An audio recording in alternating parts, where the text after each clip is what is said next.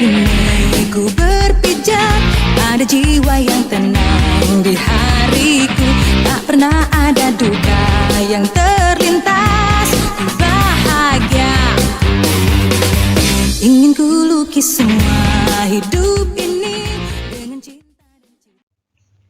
Terdapat beberapa cerita dalam tajuk Give a Dog Good Name. Salah satunya ialah mengenai seorang pengurus, Henry Hank, bersemuka dengan seorang mekanik, Bell, lalu menegur secara berhemah cara mekanik itu bekerja kerana ia mendapati ada perubahan yang dilakukan oleh mekanik itu tanpa disedarinya.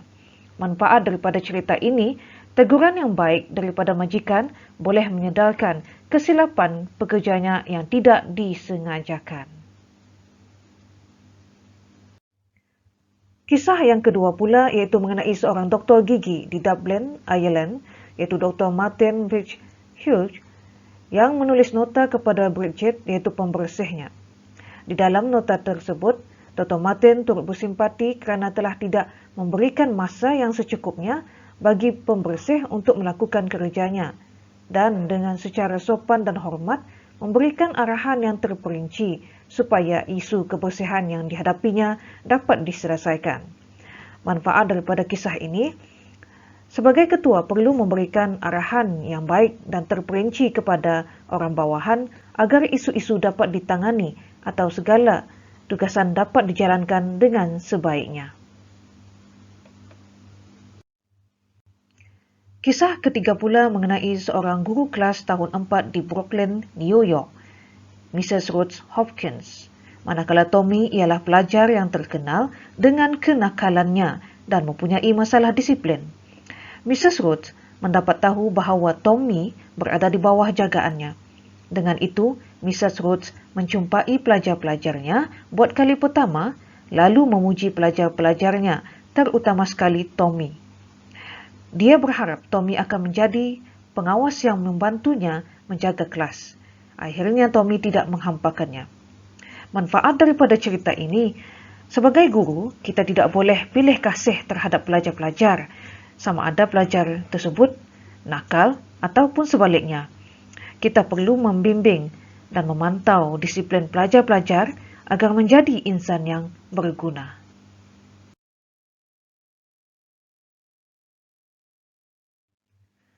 Kekurangan yang ada pada tajuk Give a Dog Good Name ini, tajuk ini mempunyai banyak cerita, pelbagai watak yang berbeza dan hanya menceritakan watak orang atasan yang melakukan kebaikan kepada orang bawahan.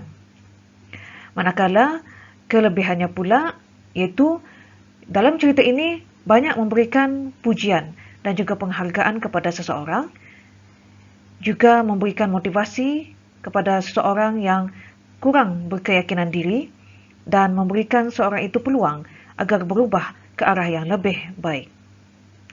Secara kesimpulannya, kita hendaklah berbuat baik sesama manusia, sama ada kita dilantik menjadi seorang ketua atau sebaliknya. Gunakan cara bersemuka untuk menegur ataupun memberi nasihat. Jangan mencaci, jangan cakap belakang, jangan menghina, jangan mengeluarkan perkataan yang kurang baik atau bertindak tanpa waras. Ini adalah demi menjaga maruah diri dan maruah orang yang kita tegur ataupun beri nasihat. Hargai apa yang kita miliki. Puji orang yang kita kasih, orang yang kita sayang dan orang yang kita cinta setelah kebaikan yang mereka lakukan kepada kita. Berkata baik-baik, menjaga hubungan antara satu sama lain kerana Allah SWT.